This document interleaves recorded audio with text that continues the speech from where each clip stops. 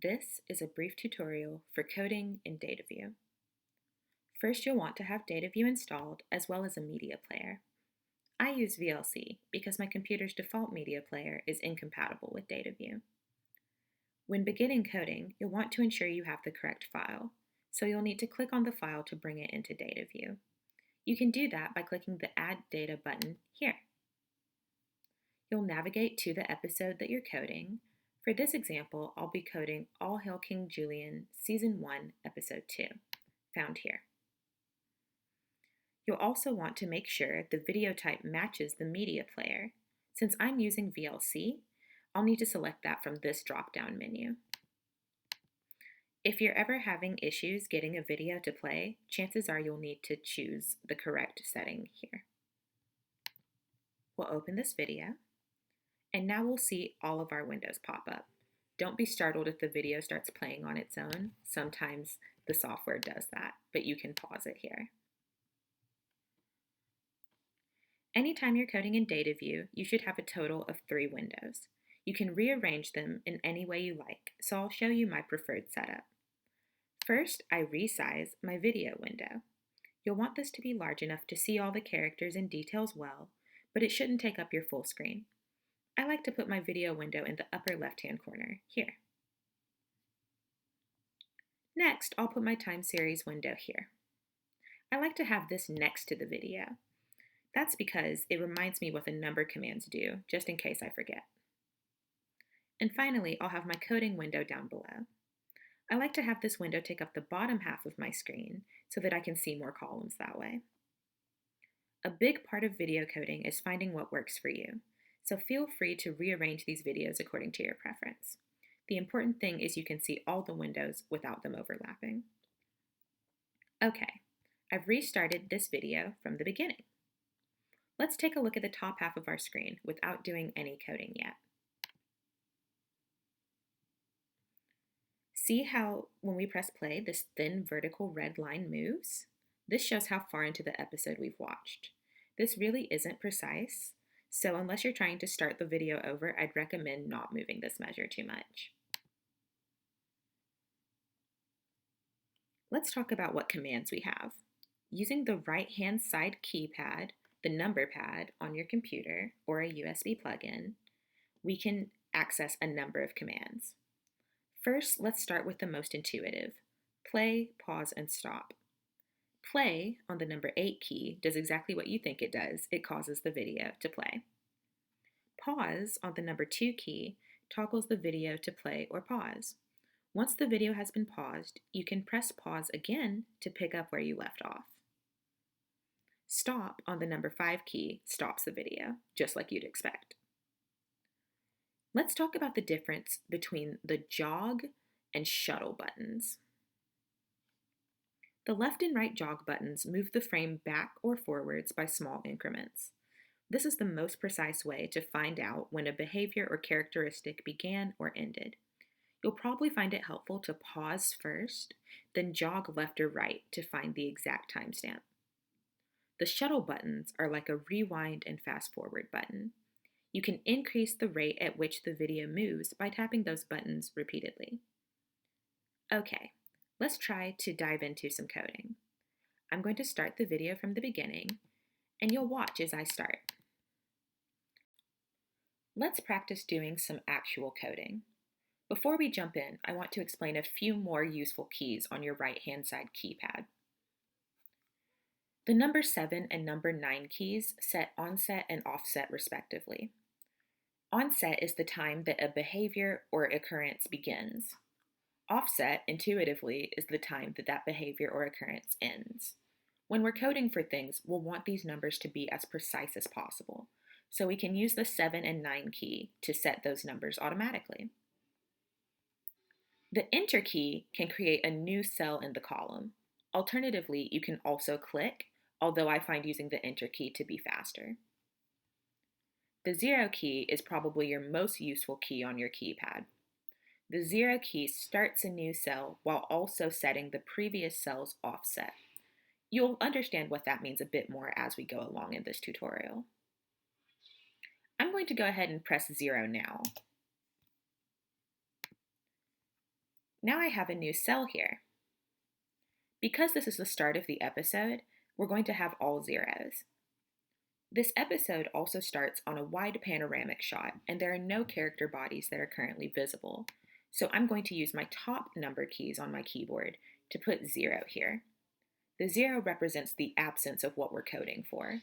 Because there are no character bodies, this will be coded as a 0. Whenever a character body does appear on screen, then we'll create a new cell that will code with a 1. The 1 represents the presence of what we're looking for, not necessarily the number of characters present. So, let's play, and I'll go along and code and explain.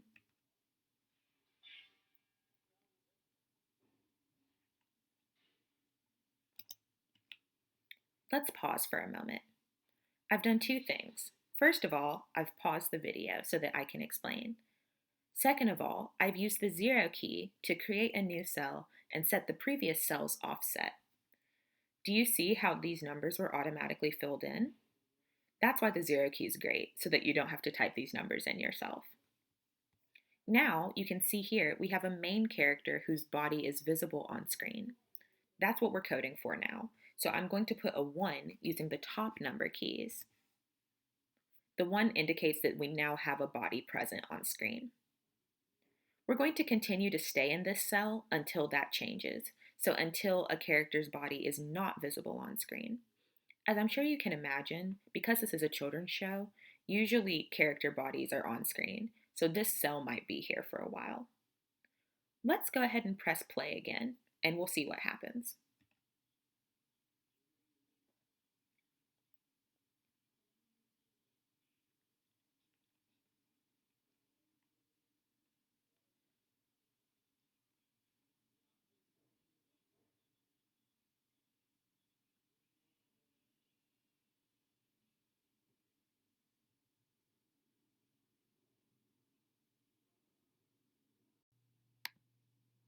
Let's try coding something a bit more dynamic.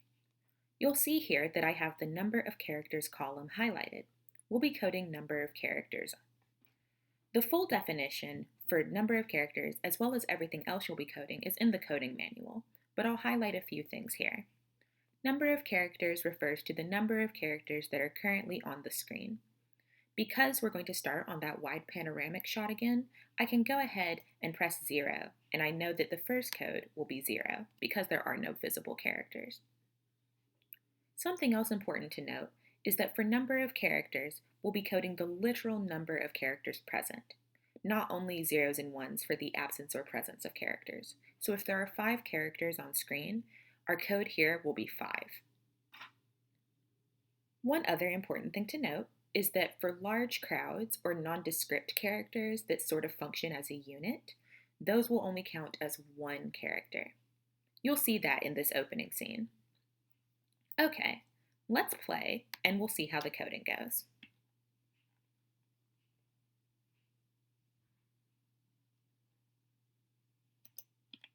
Let's pause for a moment. Now you'll see that we have 1 focal character and then we have a crowd down below. This will be coded as 2 because we have 1 character and the crowd functions as 1 character. This will change a lot, so I'll do my best to pause so that I can explain each change. Let's keep going.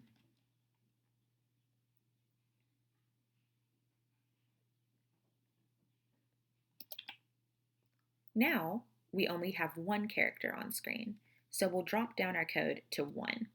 That's about to change again in just a second, so we'll have to be quick.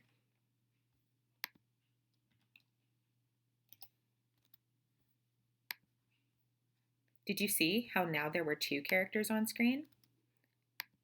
And now, again, we're back to 1, so I can go ahead and add a new cell and code that as 1. You can see how this code is a lot more dynamic. Often, different scenes and different episodes of shows will have varying levels of how quickly things change. I'll go ahead and keep coding for a while.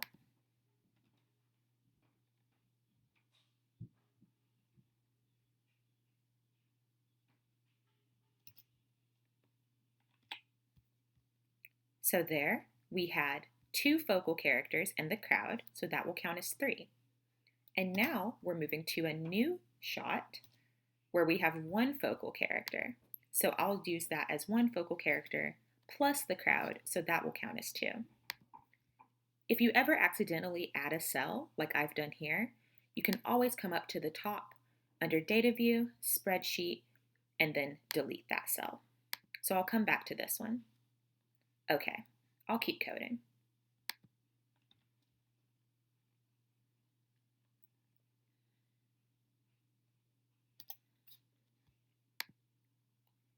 In that moment, we had a primary character, you can tell because she's denoted in a different color, and then we had a character step out from the crowd and become distinct. So in that particular moment, we had 3 characters, the primary character here, the secondary character here, and then the rest of the crowd. You'll get the hang of this as you go along, but hopefully you can see how this column grows as we add cells every time there's a change. These columns will grow throughout the entire episode that you code, and you'll want to make sure that each of your onset and offset times is as accurate as possible. That's a general overview of Data View and coding in Data View.